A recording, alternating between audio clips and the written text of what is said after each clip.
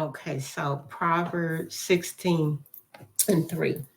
Commit thy works unto the Lord. So what God has given you and put in your hands, you commit yourself to work what God has given you, giving it back to him. This work, this business, and you're saying to God, I'm committing this to you. And then you work it accordingly. You work it unto the Lord. So you're not doing things outside of the will of God. You now taking this business, the works that I'm working, you're giving that to it. It will align up with him. I'm committing this unto you.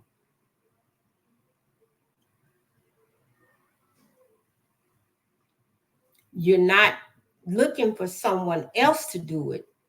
I've committed it to you, so I'm gonna do it.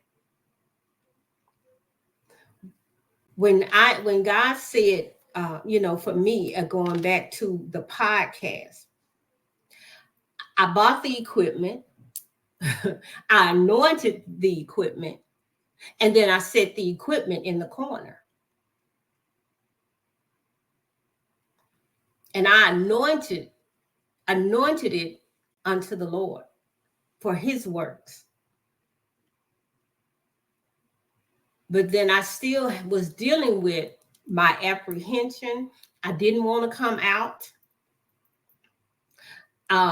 The fact that it was going to move me center stage and put me before people. I didn't want any of that. And then God did not let up. I had to get it out the corner where it was by that time collecting dust on the things that I anointed. And I had to plug it up and begin to learn what God was giving me to do. And then in Proverbs 16:3, and thy thoughts shall be established. The very things that now the works of my hands have said, commit thy works unto the Lord, then my thoughts begin to now be established. I begin to work, to operate in the very thing. My thoughts change. My thoughts begin to connect and align with the very thing that God had given me to do. And then they became what? Established. Established. So when you start to look at the words that have been given to you, what has been spoken over you, the first thing is that word, it comes under attack because the enemy don't want you to stand on it. He don't even want you to remember it. He wants you to be distracted before it's settled in your spirit, and then it becomes part of your declarations, your thoughts.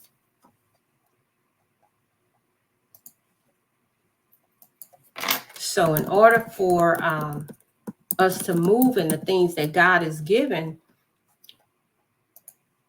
and you committed to God, that means I'm going to start working it. My thoughts are going to be on it. And I'm not backing off of it.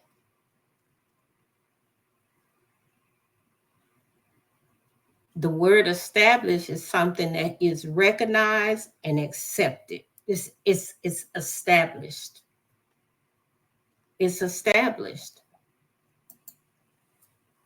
And our thoughts shall be established. That means I recognize what you said, God, from the word that was spoken over you, the word that you heard in your heart. I recognize this. That's why when we hear a word, we say, I receive it. That means I recognize that it is from God, and I am accepting this word. And that's what the enemy does not want you to do, is accept it. He don't want you to accept this word.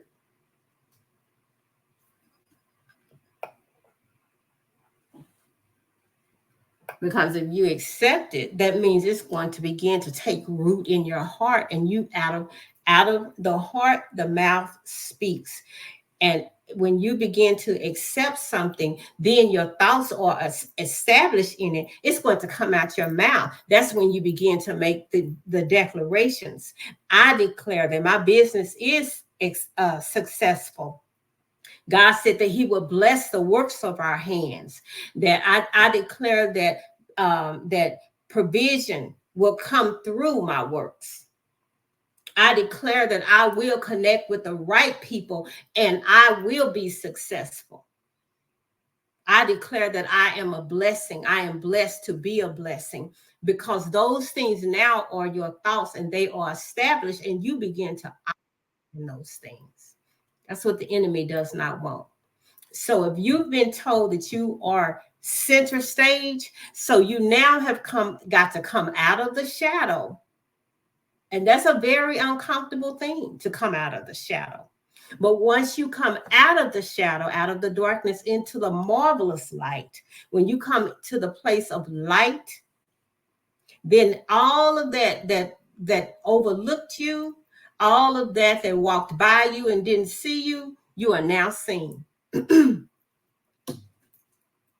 But you're not just seen by the people that overlook you, you're seen by the people that need to see you.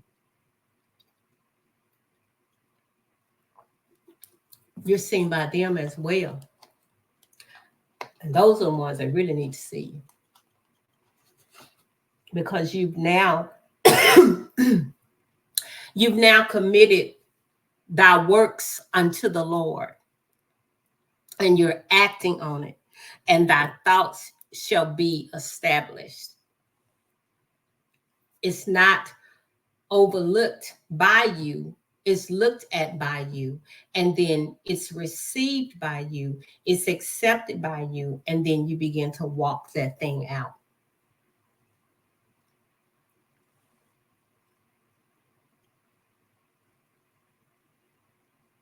So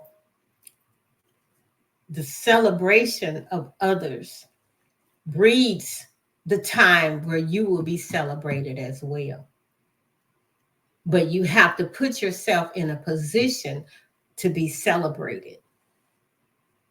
Because when God says, come out, we have no choice but to come out. Because all things will drive you to the place of Him making that presentation of you. Either frustration, lack, there will be a need for you to move. Things will be stirred up and you'll be like, oh God, I got to do something. Yeah.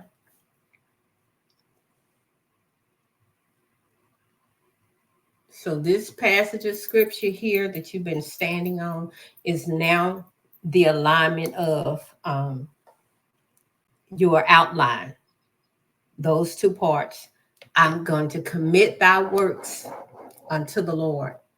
And then because you do this, that's first step. Then He came back and said, number 2, thy thoughts shall be established.